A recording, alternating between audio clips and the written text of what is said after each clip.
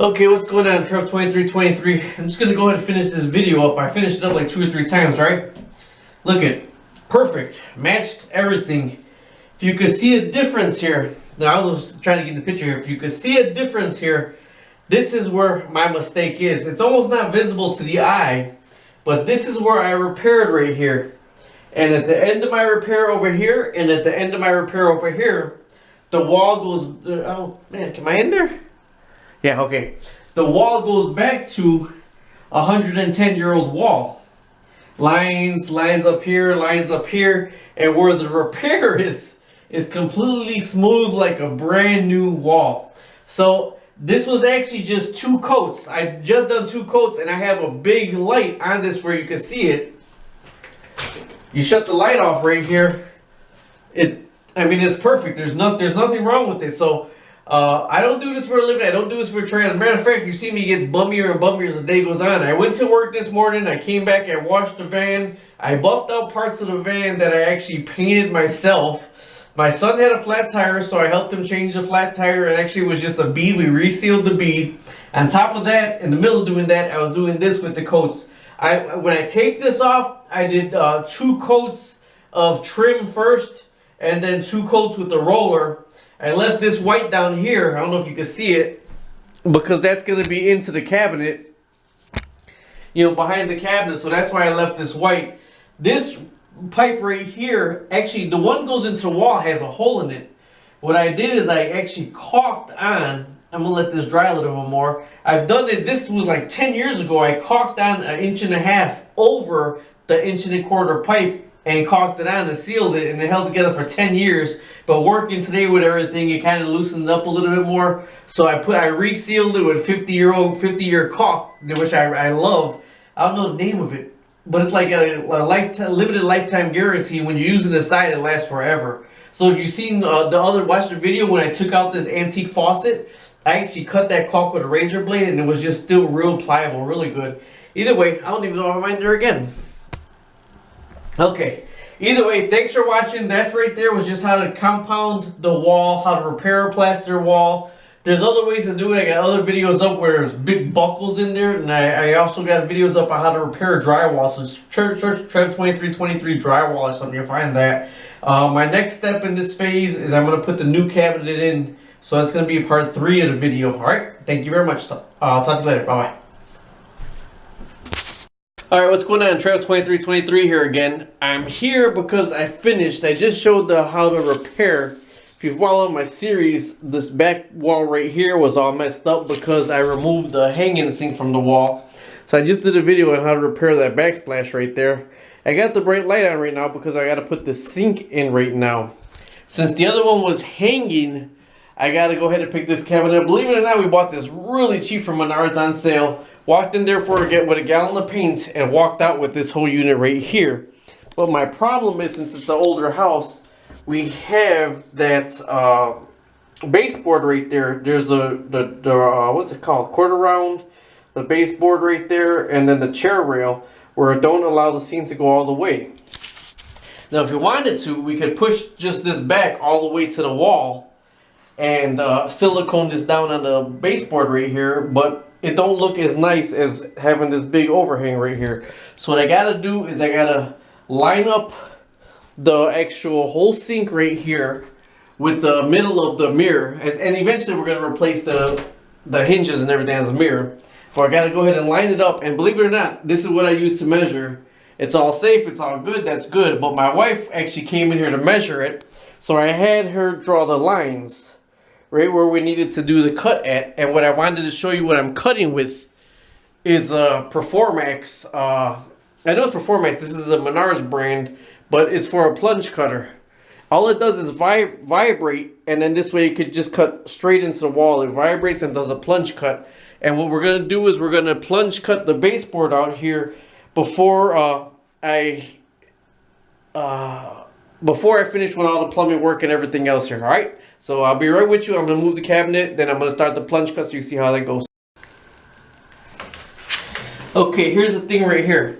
I got the Performax right here, but there were 2 separate blades that I bought. This is actually a 4-pack of these blades. And these blades, if you could see them, they're like double serrated blades. And this is a round one, but it's a finer blade, semicircle HSS blade. I know for high speed blade, but this is for drywall and wood. So they both say for drywall, wood, or plastic. But I got this one right here that I'm going to try first. And I'm going to try to plunge cut straight into right here with it, just for the quarter round, to get the quarter round out first. It's going to get kind of loud. We'll start out.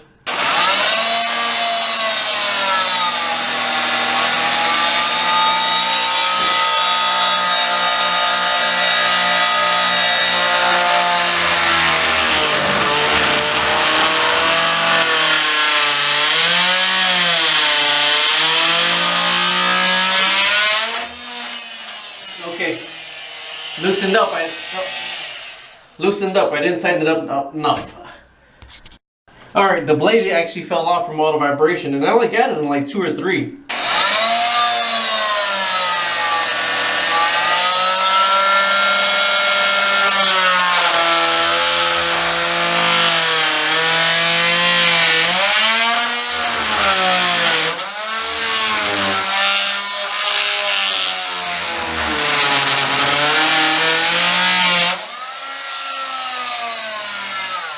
Alright, that quarter round's cut. It went straight through there.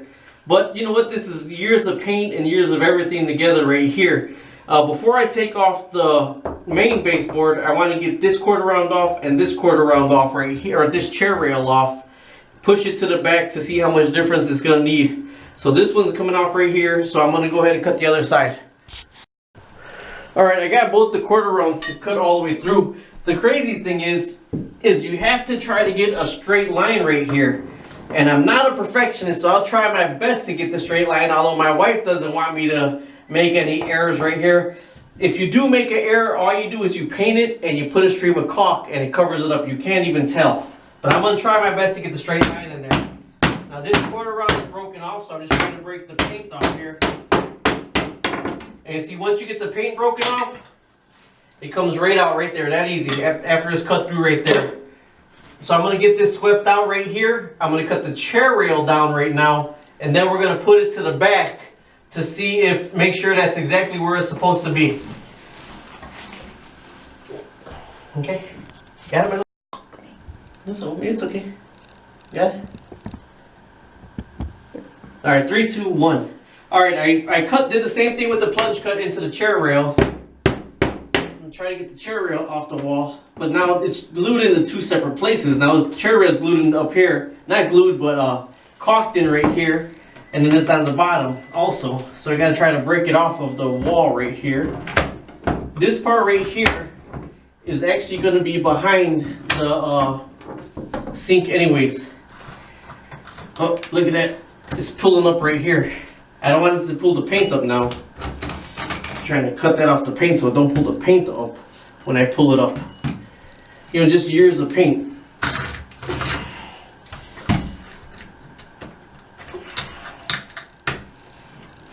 Oh, and there was a nail in somewhere else over here. So I'm gonna, ah, shit. Oh, fuck. There was a nail in the paint over here. So what I gotta do is nail this back in somewhere. When you nail it right here, I can Brad nail it. It's gonna nail into this piece of wood anyways. This one wasn't all the way through. Plunge cut some more.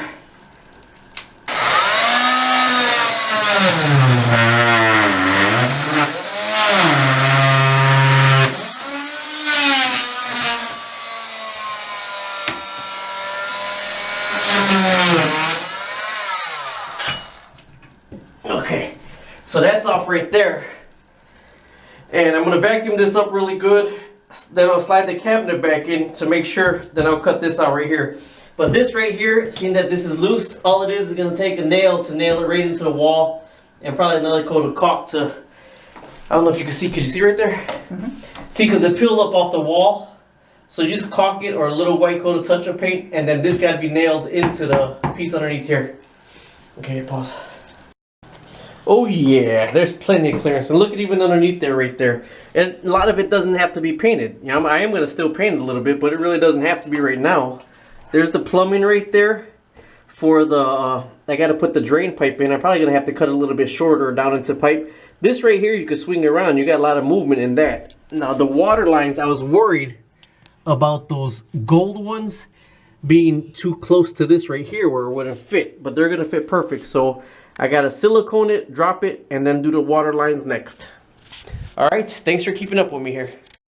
All right, I got my trusty handy dandy helper holding the sink. I'm using the tube of silicock. This is the same tube I had as before, because if you watch my video, I show you how to keep the tube of silicone fresh. Now you gotta put a bead around this and a bead on the wall right here low. See, I got little marks on the wall, so I know where the top of it is. And this is actually going to hold it together really good.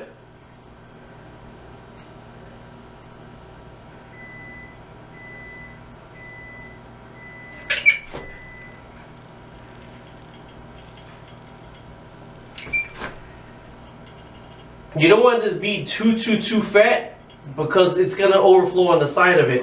Not that you'll see it too much, but you might be able to notice it. And right when the other thing sits on it, right when the sink sits on it, it'll actually smash it down and widen it out some.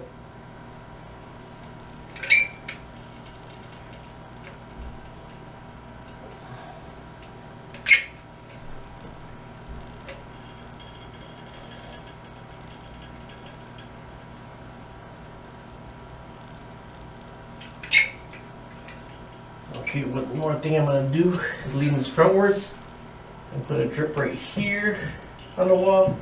1, 2, 3.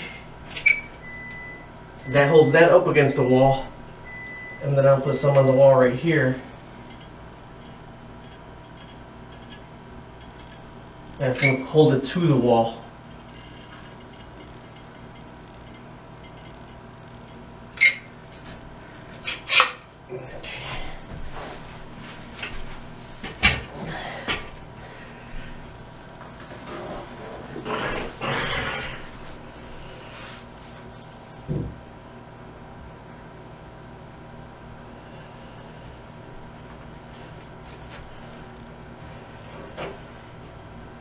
Now I gotta ask headquarters here if that's where she wants it at.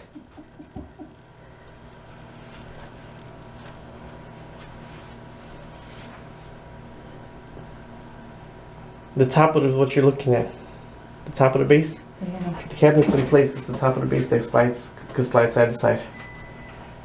And once I get the approval from headquarters, I can move on to installing the faucet.